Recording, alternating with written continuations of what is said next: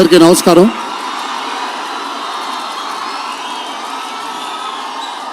మీరందరూ కొంచెం కామ్గా ఉంటే ఇక్కడ మాట్లాడే వాళ్ళు అక్కడికి వినిపించట్లేదు. సో మీరెంత కామ్గా ఉంటే వాళ్ళకి నేను మాట్లాడేది కూడా వినిపిస్తుంది. ప్లీజ్.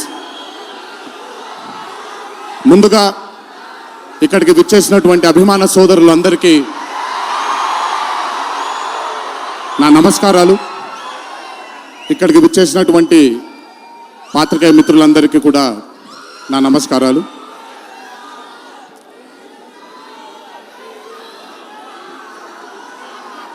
సిద్ధుని నేను పర్సనల్గా అంటే తన చాలా సినిమాలు చూశాను తనవి, కానీ పర్సనల్గా ఎప్పుడూ ఇంటరాక్ట్ అవ్వలేదు. ఈ పాండమిక్ తరువాతే నేను సిద్ధుతో ఇంటరాక్ట్ అవ్వడం జరిగింది.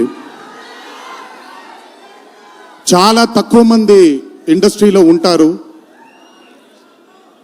సినిమా అంటే ఒక పిచ్చి ఉండే టెక్నీషియన్స్ చాలా తక్కువ మంది ఉంటారు. అందులో మొట్టమొదటి వరుసలో ఉండాల్సింది సిద్ధు. తనకి సినిమా తప్ప వేరేమీ తెలీదు.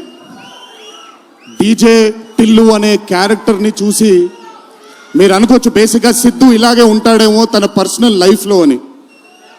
But Siddhu is not that.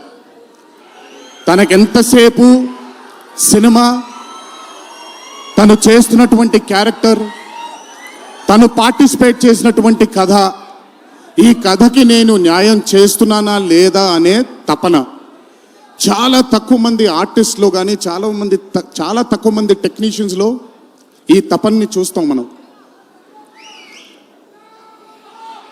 Siddhu DJ Tillu అనే మూవీతో కేవలం సక్సెస్ని కాదు, బట్ మన జీవితంలో కలకాలం మిగిలిపోయే ఒక క్యారెక్టర్ని మనకిచ్చాడు తను.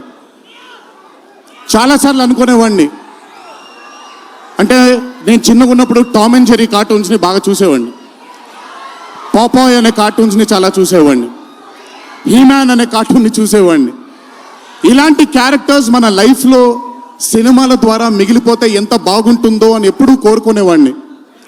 అండ్ ఈరోజు టిల్లు కేవలం ఒక డీజే కాదు, టిల్లు కేవలం ఒక సిద్ధు జొన్నలగడ్డ కాదు, టిల్లు మన ఇంట్లో మన చుట్టూ తిరిగే మనిషి అయిపోయాడు ఈరోజు.